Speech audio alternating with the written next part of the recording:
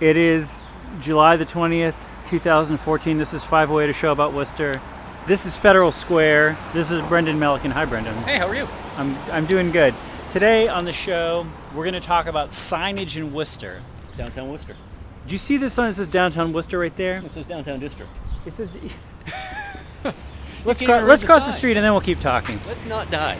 Signage is interesting. Anything involving the exteriors of things are interesting because what goes on inside our houses, you could argue, is just our own business.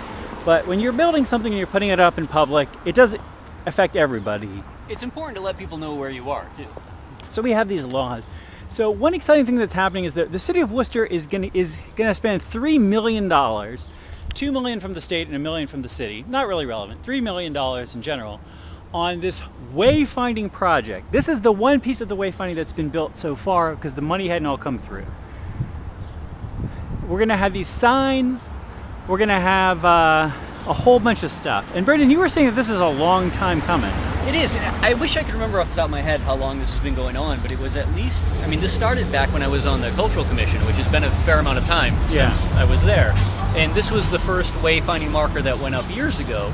Obviously, money was an issue in terms of getting the whole initiative rolled out across the city.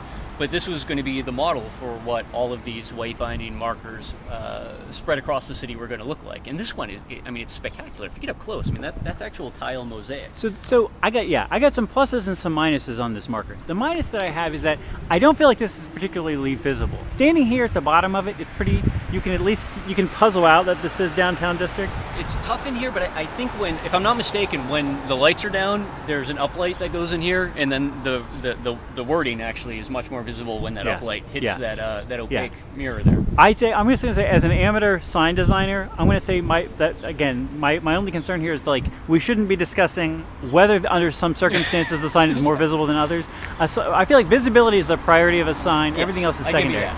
But this is a beautiful mosaic. This is by Susan Champney, local artist. It's amazing. It has all kinds of sweet stuff from the city. All four sides are different too, right? I really love this kind of public art because we're right here across from the Hanover, right? So people are coming in from out of town, maybe to the courthouse, federal courthouse, maybe to the Hanover, maybe from somewhere else around here. They're going to come across this intersection, and then they're like, oh, look at this beautiful mural. Oh, what is this? Oh, this is Worcester City Hall. Oh, that's cool. Oh, look, here's a smiley face. The smiley face originated in Worcester. Oh, that's cool. Building. I'm going to guess here's that tower. This is the library. Yeah. Over here, we've got a tribute to Robert Goddard. Robert Goddard we got on here. This is, again, why this is fun, because we're sitting here puzzling out, the cathedral. What church is this? It's not the cathedral. No, is it Notre Dame? Notre Dame. No, because this is the new courthouse.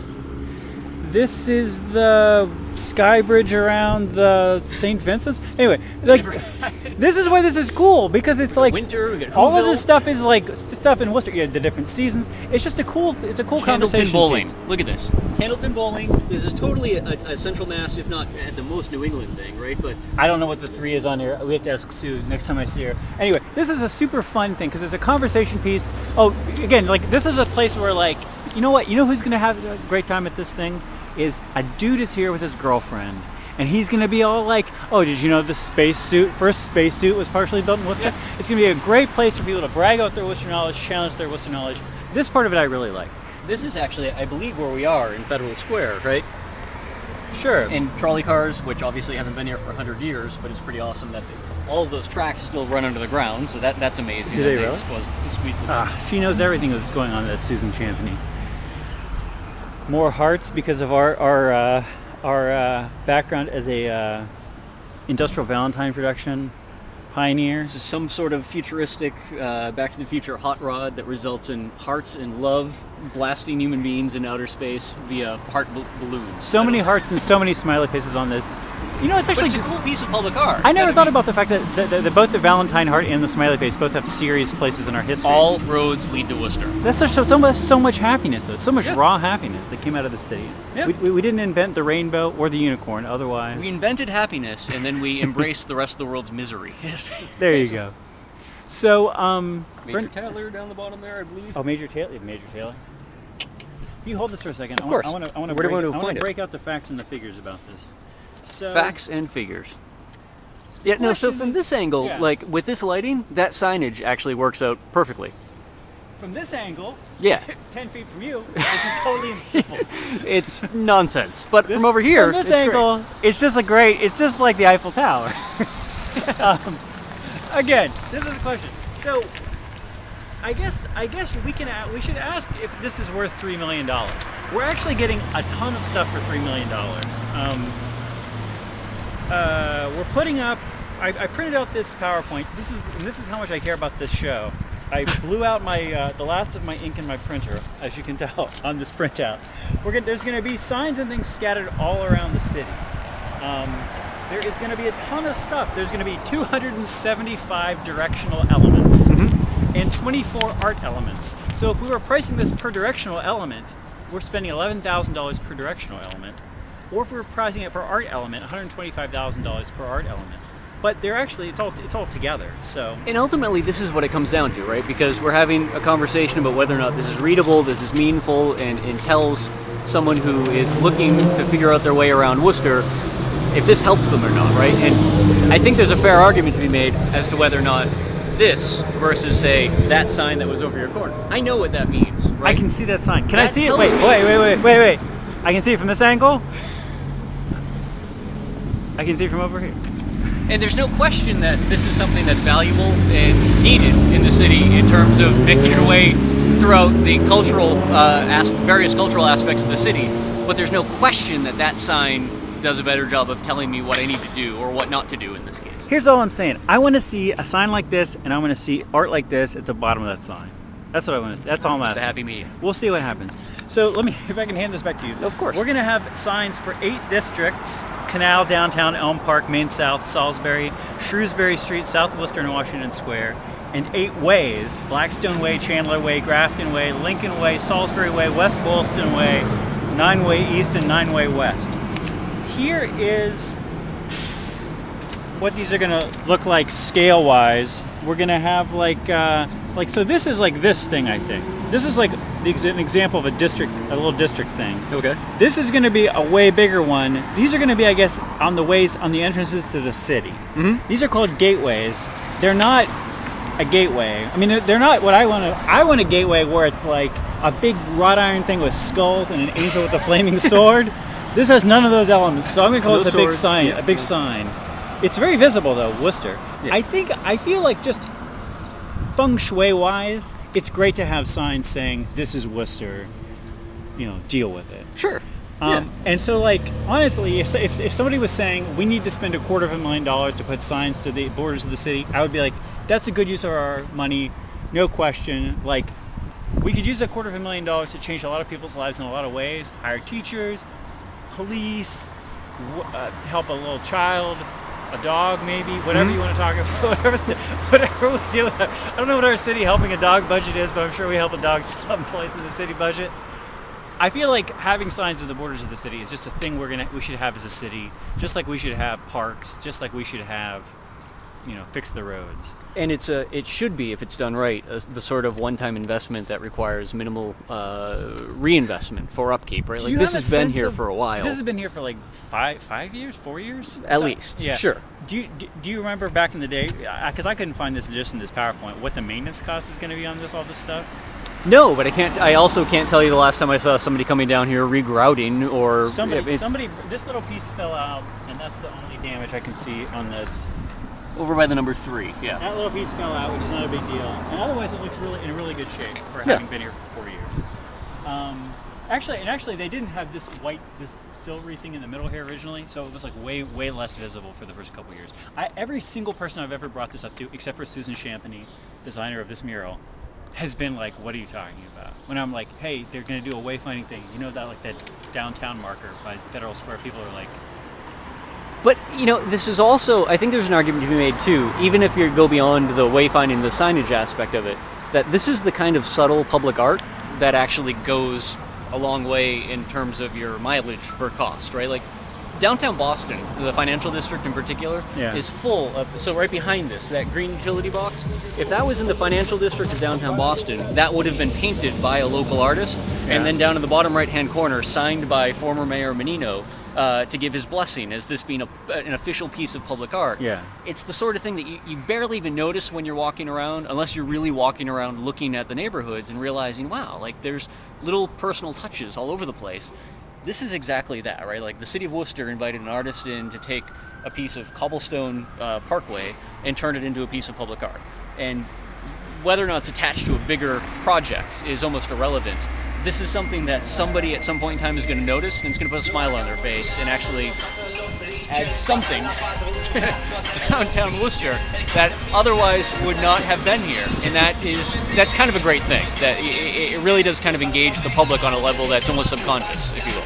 I do like the public art aspect. I can understand if somebody was going to say, like, okay, honestly, we don't have a lot of tourists. There are not a ton of people every year coming to Worcester being like, boy, I wish I could go to the Salisbury district for their famous Salisbury steak restaurants or whatever's in the Salisbury district. There's nobody like that. But there are people in the city like us, people who work at the courthouse, people who go to the Hanover, our friends, the judges and marshals over here, who walk by this thing occasionally, and their life is enhanced by being here. Slightly, yes. And I think slightly. There's a long-term value to that that's actually meaningful, as opposed to just having that sign, which is perfect. That sign is helpful for safety, but not for enhancing our life otherwise. It does nothing in terms of local aesthetics.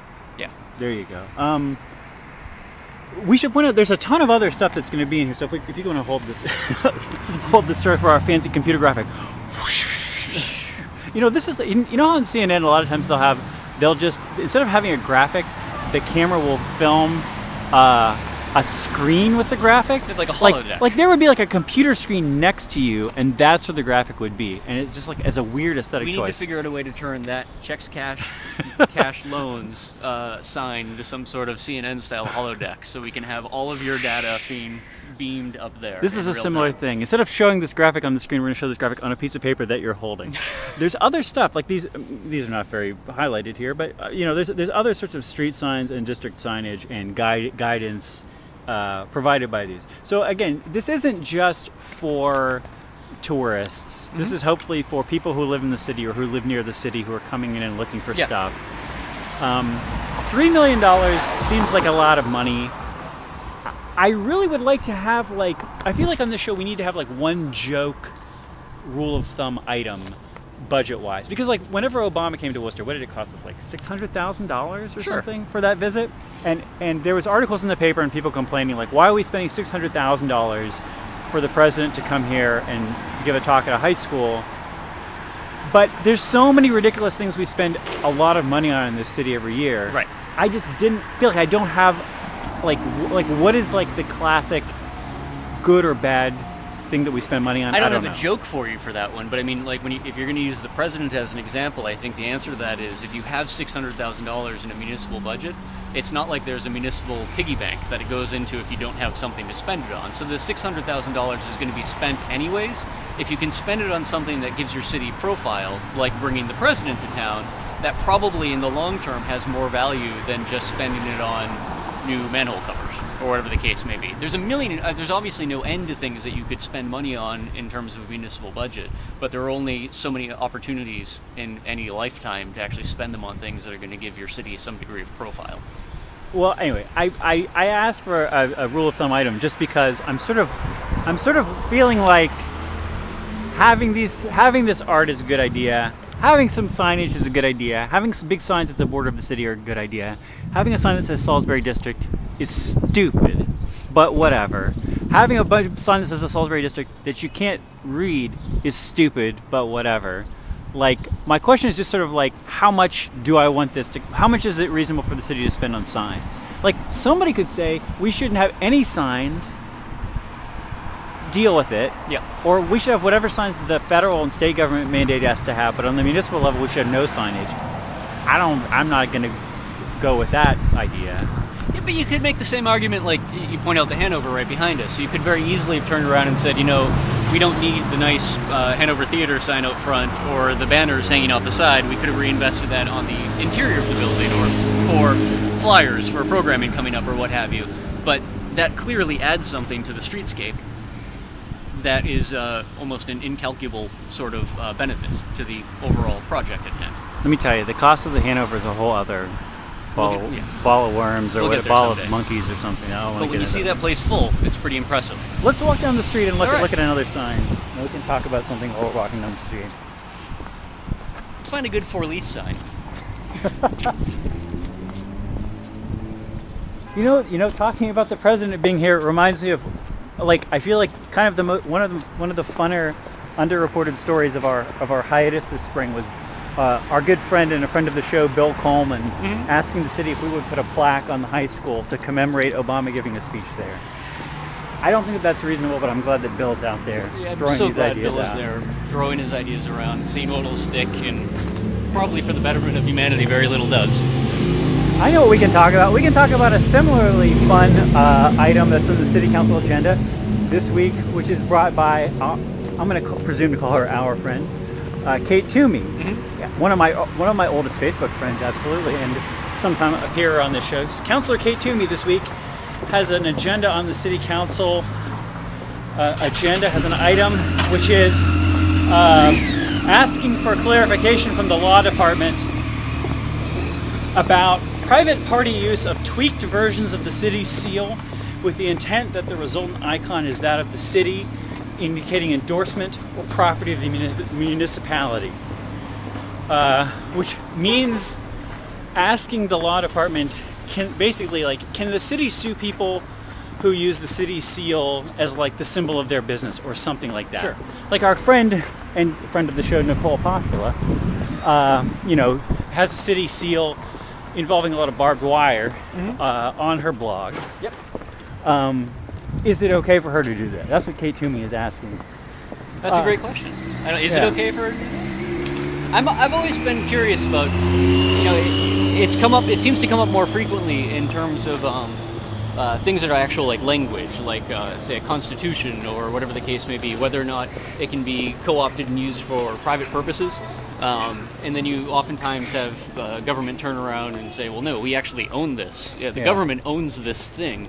Right. Like, I mean, who owns the city seal? Does the city and city council own it?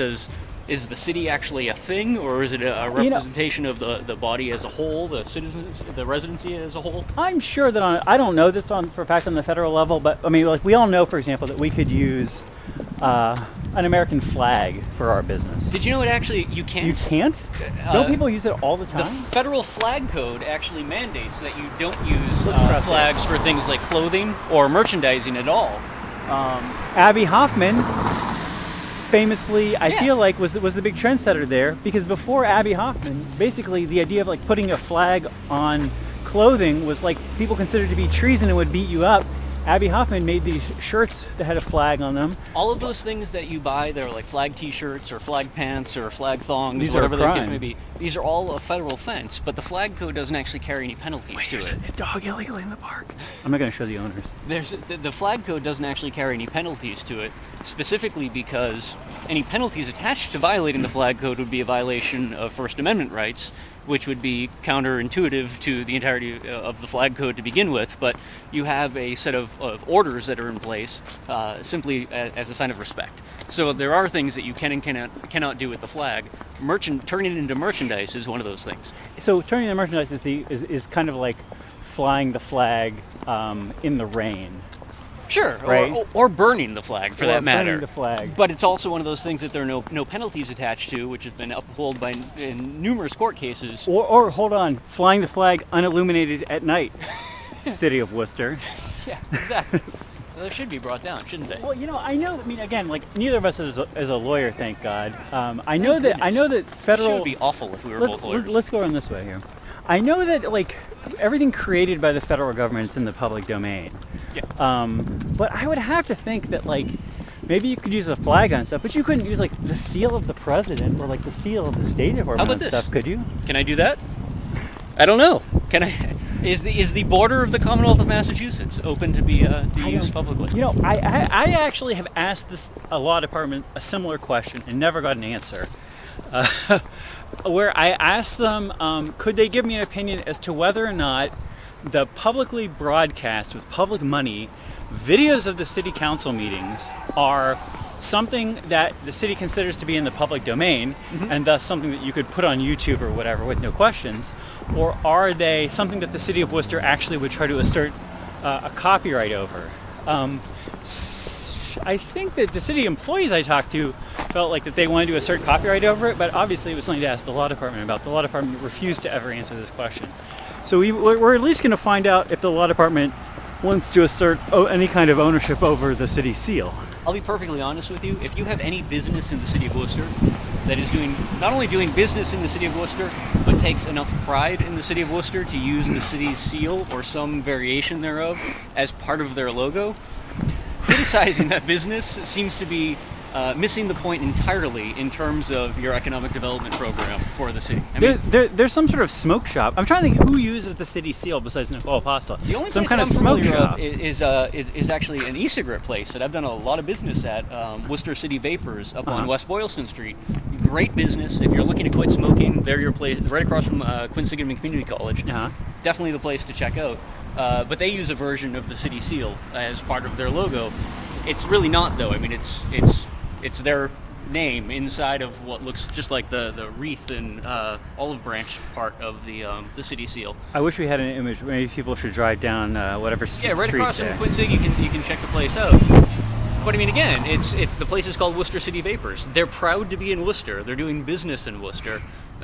Criticizing them because you might not be a fan of the business itself or what they're selling seems to be missing the point entirely in terms of economic development.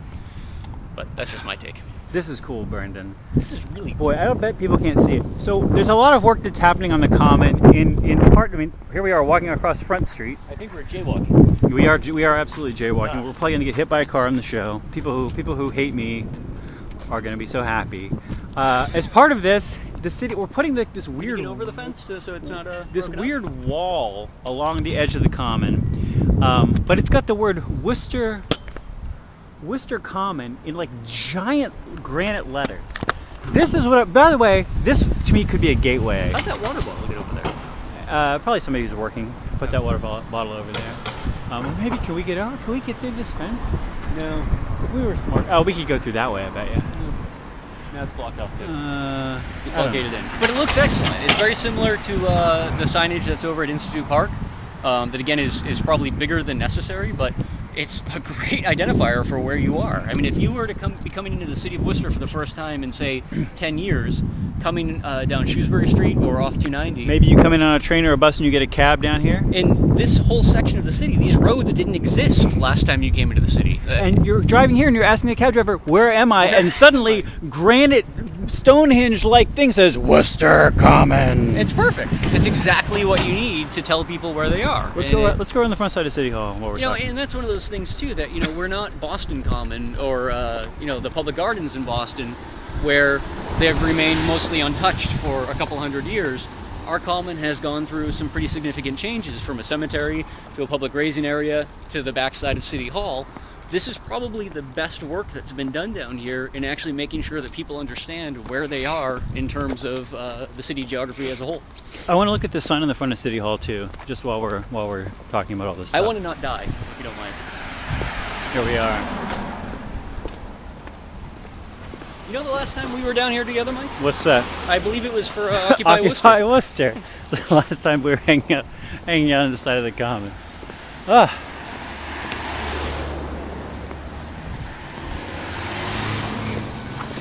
But they're also doing a great job on top of the signage in terms of widening the sidewalks. The pedestrian walkways down here are the best I think they've been in decades.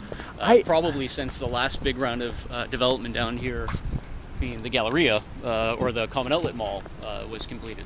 There's a lot of changes there. It does make it a lot more positive to be a pedestrian. Like there's all these are bollards, right?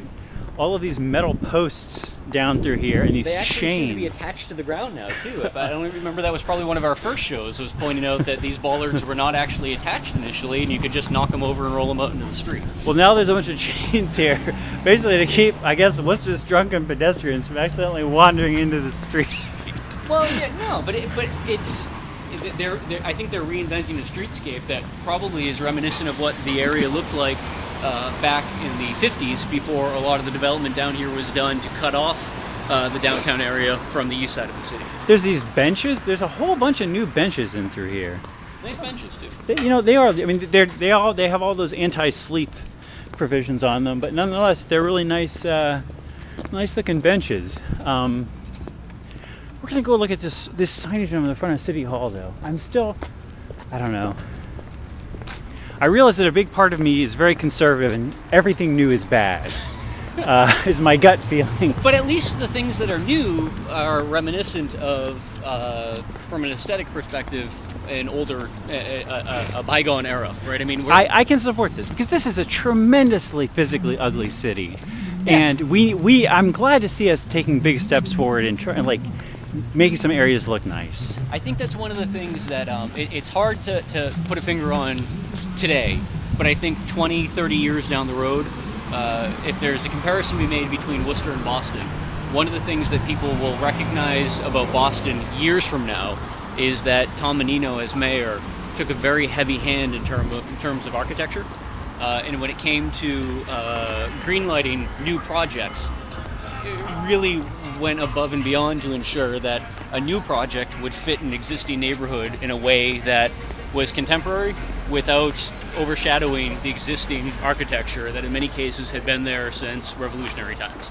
And that's a really tough thing to do, right? I mean, just take a neighborhood that may have been third-story buildings from 200, 300 years ago and fill them in with a 50-foot skyscraper or a 100-story skyscraper that clearly had not been there 200, 300 years ago. I want to look at this sign which says City Hall up here. That's pretty new. That's part of this whole new renovation, right? Yeah. Well, the lettering at least. The first time I saw that, City Hall has been here for a while. I was taken aback, and part of me felt like it just sort of makes us look like something at a mall. But on the other hand, it's nice for people to know what this building is. No downside to that at all. It's not terrible lettering. All of this stuff, like there used to be, these bus stops and things, and they pulled them out, and now they've like added in this like much more usable benches and seating out here. Making use of existing spaces, yeah. It integrates the stuff well. The whole plaza area is great. I mean, front and back, they've done some really nice work tightening up existing spaces. They're all ADA compliant in terms of being accessible by wheelchairs and whatnot, but also by skateboards. Also by skateboarders. I'm sure that the city council, whoever sees this from the city council, is going to be infuriated. They're going to put those little metal things here. They are now. They know kids are having fun here. No fun allowed at City Hall. Only despair. But no, I mean, they're doing a great job of actually tightening up existing spaces that have been around for seemingly forever, and keeping them both contemporary and usable at the same time, which is no easy task. Brendan, sometimes Worcester drives me crazy, but fundamentally I love Worcester. How can you not? How can you not? Really? I could respect someone who didn't love Worcester, but personally I love Worcester. Yeah, I see nothing wrong here. Well, ladies and gentlemen, from the spot where the Declaration of Independence was read on, I can't even see the date, it's on July the 14th, 1776. This is a 508 show. Brendan Melican, Michael Benedetti. You can email us at pieandcoffee@gmail.com. From the city of Worcester, America's skating capital, a hearty salute. Have a good one. Bye, guys.